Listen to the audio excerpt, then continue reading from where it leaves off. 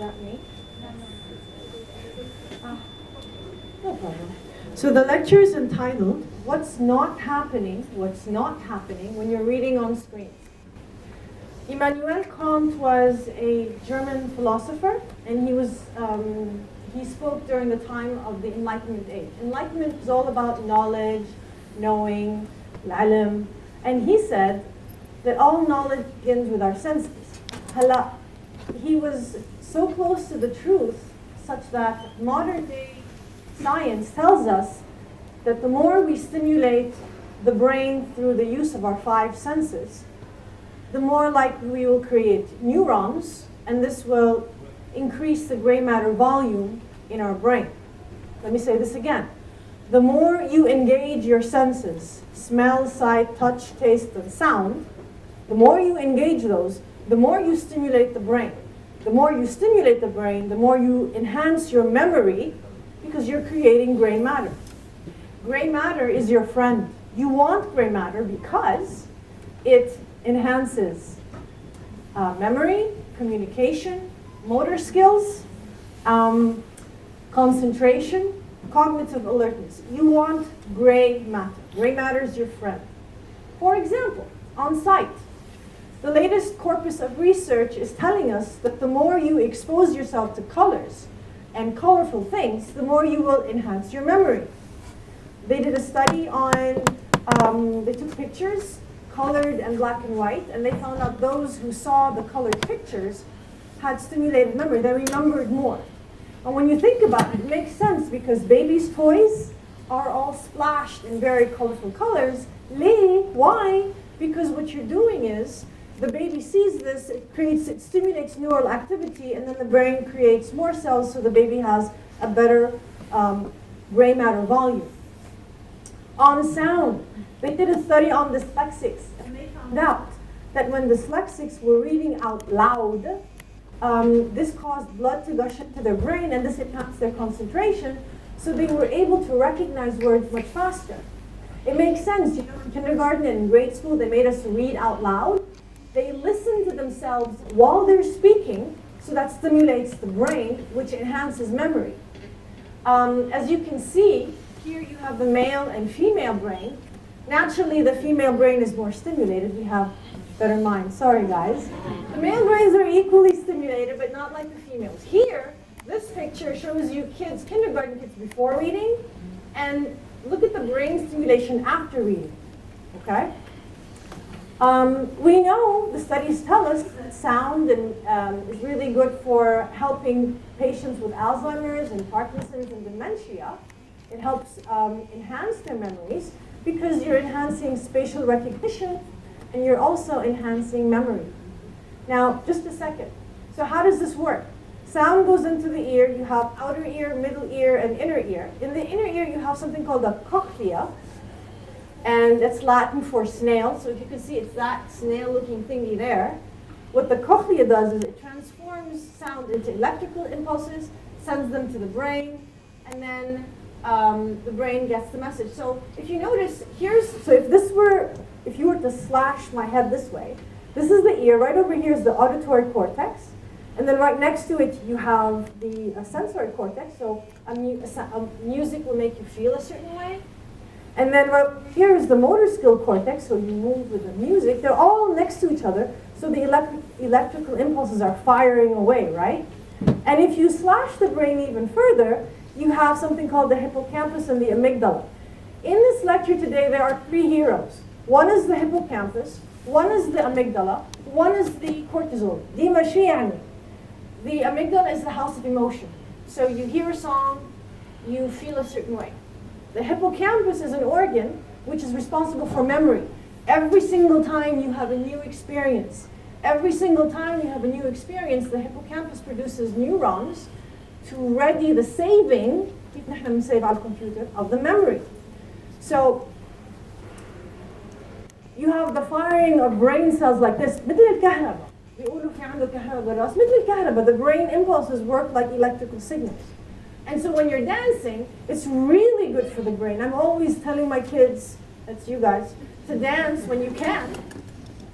Because you not only stimulate the brain through sound, but you stimulate the brain through movement, the brain is busy saying, okay, left foot here, right foot there, getting everything firing away, and it enhances brain volume. I want you to think of the brain as though it were a muscle. It's not, but think of the brain as though it were a muscle. When you use your muscles, they get bigger. When you stimulate the brain, you create more gray matter volume, which enhances memory. That's really important. I can't stress it enough. Now, on taste, so we did sound, we did sight, now taste. They've discovered, of course, you know that chocolate keeps your memory. This is well known. Your parents said you should put it out in the Yes, yes. Because cacao beans have flavonoids. Flavonoids increase the flow of blood into the brain, stimulating it. But the latest research says that white chocolate and milk chocolate, thank God, are just as good as dark chocolate. So they're even yummier, and you get similar effects. Not quite the same, because dark chocolate's like #1, but all is good for milk and white, so it's all good. And then there's another study. Oh, but careful, don't go shoveling down chocolate, because sugar does the opposite effect. You don't want to have too much sugar. Sugar impairs memory. Hot pepper. We know that hot pepper has capsaicin, which is good for the heart. But hot pepper also has something called apigenin. And apigenin is this compound that increases neural connections in the brain cells. So they did a study on Alzheimer's patients, and they found out that patients who had more hot pepper had better memory. Cool, huh? Let's all go eat hot pepper. On touch, the haptic experience. Haptic is just a sexy way of saying touch. And they did a study on 40 subjects. They had them identify, blindfolded, identify 150 objects, and they were able to without seeing the objects. So they would blindfold them, and they'd give them something and say, okay, this is a remote, right? And why? Because the sense of touch stimulates visual memory, wahad. The sense of touch is the best, it has the best memory because it's the first one we develop, nine. Also, oh, and by the way, for this particular study, they brought the same individuals back 2 weeks later. So when they blindfolded them, the individuals could identify the objects with 94% accuracy. When they brought them back 2 weeks later and they removed the blindfold just to see, they were able to identify the 150 objects with 87% accuracy. So haptic is more efficient than visual, which is why people who are visually challenged can still ease their way through the world. This is a picture of the brain stimulated through haptic touch. And this is the brain through sound only. Haptic stimulates the brain a lot more than visual. That's why you have a lot of your teachers that tell you, take notes, write. You will remember the bit of information more because as you're taking your pen and you're writing away, the brain is firing, you're going to remember this piece of information. That's why we encourage you to annotate, really, because of this, okay? On set. Now imagine this were you, without hair, and you're smelling something. And so everything is molecules, and molecules carry a certain scent. You smell something, hi. It goes into your hippocampus and the amygdala, okay? Remember, these are two heroes. You smell something, so it affects you emotionally, it relaxes you, it leaves you receptive to learning. And cognitively, it affects you because the brain's thinking, this is a new experience, let me create new neurons. So you end up creating new neurons, so you remember. No one had this figured out better than the Germans. They did a study on 80 students. They put 40. They did an experimental group, then they had a control group. The control group, nothing happens, no changes. And these were German students studying English vocabulary words. Now in the experimental group, they made these students study for 30 days with incense. For 30 days with incense. And at the end of 30 days, during the exam, in both examination halls, they put incense for the control group, incense for the experimental group. Guess who had the highest score? The experimental group. When they studied with incense, when they studied with incense, they were likely to remember more. It enhanced their memory. because there was a new experience, that of scent, with the vocabulary words. You should try it. Now, here's this. I was telling my colleagues, this is the most disturbing picture that I came across. This is very recent. Duan et al. 2022 discovered that they took, this is a bridge study. They took 384 patients that did not have COVID, and they compared, they gave MRI scans compared to around 401 patients who did have COVID 2 weeks later. Now remember, some people who experienced COVID for 2 weeks lost their sense of smell and taste.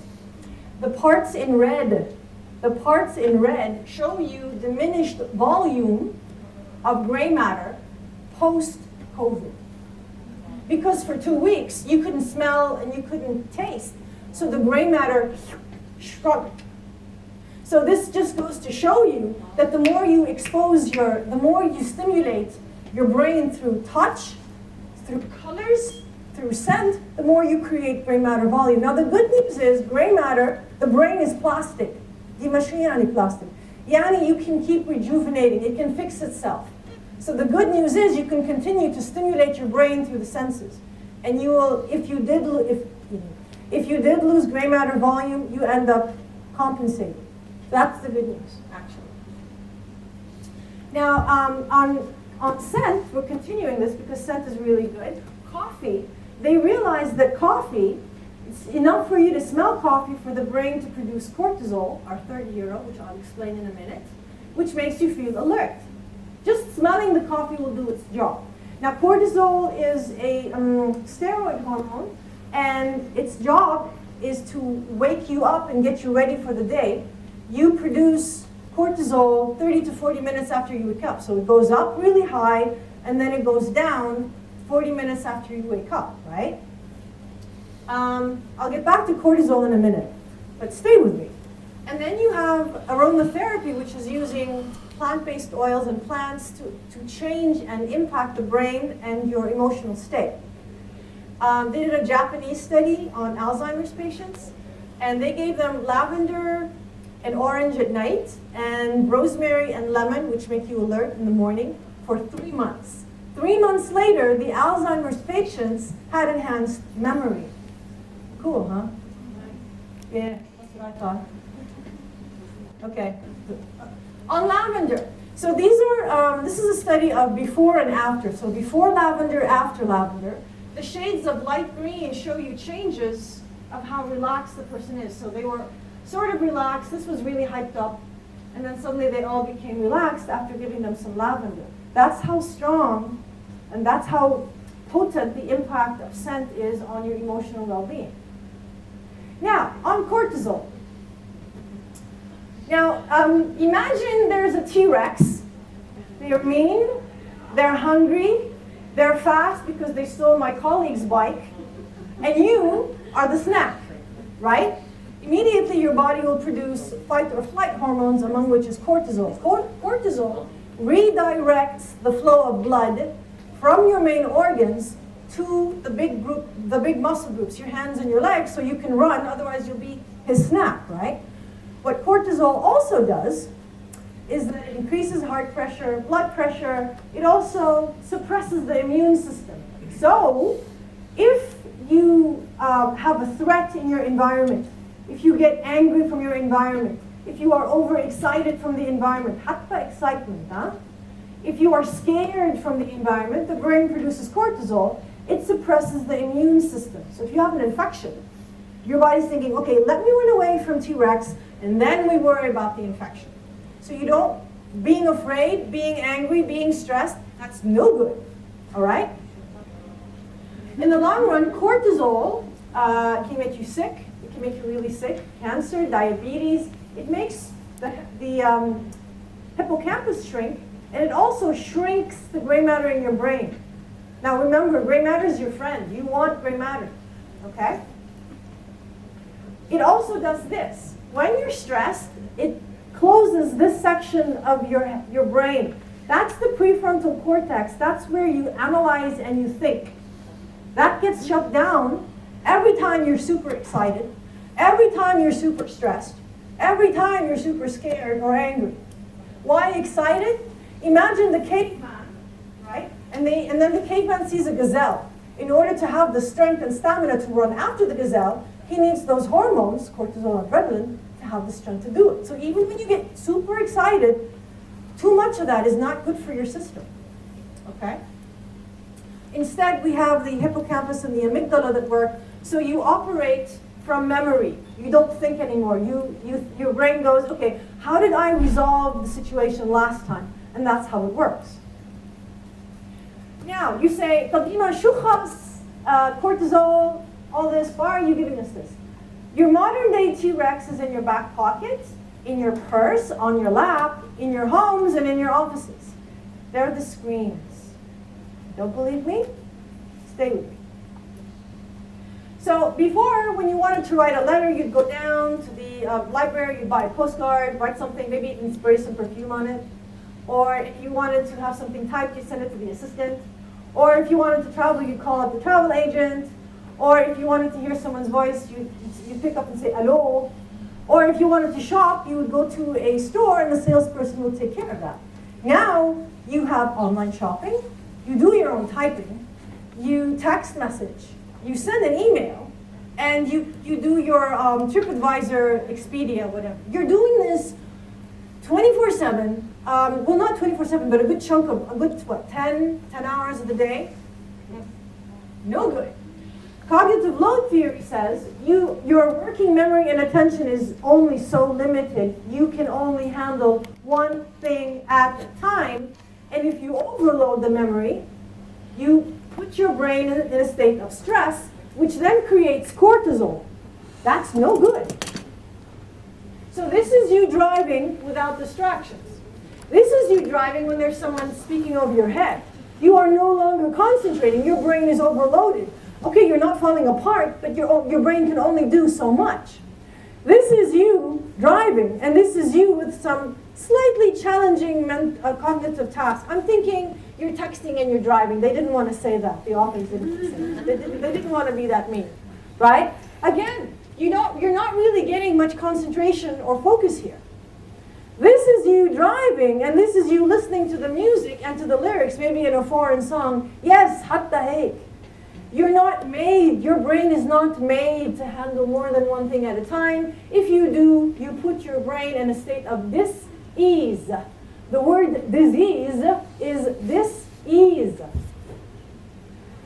Multitasking has received a lot of ruckus, a lot of sound. And in fact, there's no such thing called multitasking. There's only task switching. And the thing with task switching is, you focus on a task, you have to stop, refocus again, you have to stop, refocus again. Every single time you do that, you are putting your brain in a state of dis-ease. You're stressing your brain. And then when you stress your brain, you produce cortisol. I'll get to that in a minute. When you stress your brain through multitasking, this is neurologically equivalent to smoking pot or marijuana, believe it or not. When you multitask, yes, I know, it's funny. This is equivalent to losing 24 hours of sleep. Multitasking is not good for you. If you think you're accomplishing more, you're not. Or, the latest research seems to indicate, and this one was a shocker for me, your IQ drops by 10 points. No wonder I've not been feeling very smart lately. Makes a lot of sense, yeah? This is a graph showing you, okay, so this is one task, and that's the amount of performance you have for one task.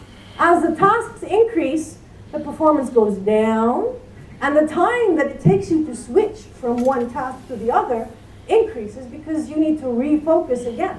And here's a problem. Every single time you stress your brain when you multitask, your brain sends out cortisol, which goes to the liver and sends out sugar. You need the sugar to run from T-Rex, only you're not going anywhere, right? The sugar, you have a certain amount of sugar going to the brain, but you burn that up every single time you switch and unswitch from a task. So you're working on the computer, you get a phone call. You're working on the computer, someone sends you a notification. You're working on the computer, someone walks into your office. That's no good. This is a person of a human brain, which is healthy, stress-free. And this is someone who's chronically stressed. I'm thinking that must be someone Lebanese. Really, really. Look at the way that this part of the brain, the part for thinking, it's shut down. This is someone who's chronically stressed. This should be one of us. Okay? Video games. So we said fear. You're like, okay, what happened to the excitement part? They did a study on video games, guys. Bad news for you. Video games also stress the brain. They took fear games, excitement games, and then puzzle games, and they tested the amount of salivary cortisol. They found out that video games have the #1 amount of cortisol, so the fear games, then the excitement games, which also had cortisol, then the puzzle games. That was a bummer for me. You know how when you're playing Candy Crush and it doesn't work, puzzle games. Ring a bell? Okay. So this is a study, a 2-week study, non-gamers versus gamers. The non-gamers, this part of the brain, the prefrontal cortex, is functioning normally in 2 weeks. The gamers, they function normally the first week, and then the middle of the second, the end of the first week, beginning of the second week, there's nothing. And the third week, the end of the second week, it's gone. There's no activity. This is your brain if you think you have internet connection, internet addiction connection. Yeah. See, my brain is stressed. I have cortisol, Latest study seems to suggest that internet addiction is changing the structure of our brain. Now, your brain has gray matter, which is intelligence. Gray matter is your friend. And then white matter, which is responsible for addiction, for emotion. So if you notice, the structures of the brain is actually physically changing. It doesn't mean you're going to have a bigger head. It just means the proportion of gray matter to white is changing. Gray matter is increasing ahsab, white matter is increasing ahsab and gray matter. So this means when there's more activity where there are red dots, where there's more activity where there are red dots means that you are having dopamine rushes, or dopamine, which means you get a high every single time someone retweets or sends you a message or likes a certain post. You get a high and you get addicted and you're changing the structure of the brain. Not good. This was my favorite part. I found out, now I understand why I gained weight in the past 2 years. Apparently, when you are studying and you're eating, your phone is in front of you, or you're eating or watching television with your tablet, you're not really noticing what you're shoveling down your throat. You're being distracted, so you end up eating more, which is linked to obesity. You're not really listening to your body saying, okay, we've had enough, stop eating. You don't hear that because you're distracted. And so screen time has been linked with higher rates of obesity. And finally, this is my favorite part, skimming and scanning. When you think you're reading but you're not, my favorite part. As English teachers, we're all laughing here because we understand what this means. So do you. The red part is the brain reading. That's the part that lights up whenever you read. The blue part is just when you're skimming and scanning. As you can see, less stimulation happens when you're skimming and scanning. Same goes here. This is you reading and looking for information, and this is you just skimming and scanning. You're not getting the stimulation for your brain that you need. Stop skimming and scanning. When you skim and you scan, you think you're reading, but you're not. You're actually reading in an F-shaped pattern. There are patterns. So you start off with the first line, then go to the second, then you get bored and you drop. That's the F-shaped pattern. Some of you are laughing, like you know. Uh-oh, she knows. Or the spot, when you're looking for the keyword, you look for a word that's similar in the question. So the same word, and you maybe think, maybe if I follow this word, I'll get the answer. I have people nodding their head. Thank you, sir. Then there's the layer cake. Actually, so you can't be bothered to read, so you just read the headings. Barely, you'll get the answer, and you skip everything in the middle. I have people smiling. And then there's the commitment pattern where you sit, and you're reading. Unless we engage in stimulating the brain, unless we engage in effort for learning, we are in trouble. We are likely to have diseases like Alzheimer's, Parkinson's, dementia. Mark my words, we're at a very high-tech digital age. If we don't stop and put a ban to this, we're likely to experience these forms of dementia. What can you take home with you today? Put your phone on silent when you're studying. Engage with painting, colorful things, smelling, Anything that engages your senses. Go back to pen and paper, write, write, write. Limit your email checking schedule to 3 times a day. Mara sabah, mara dahar, mara ashi. Okay? And just stay off the phone. Thank you. I'm now taking this for Q&A. My assistant, my lovely assistants will go around and pass you some souvenirs symbolic of the 5 senses. I couldn't find anything for, go ahead. I couldn't find anything for sound, but I figure that the sound of my lovely voice is something you can take home with you. Thank you. Do you have any questions for me? Yes?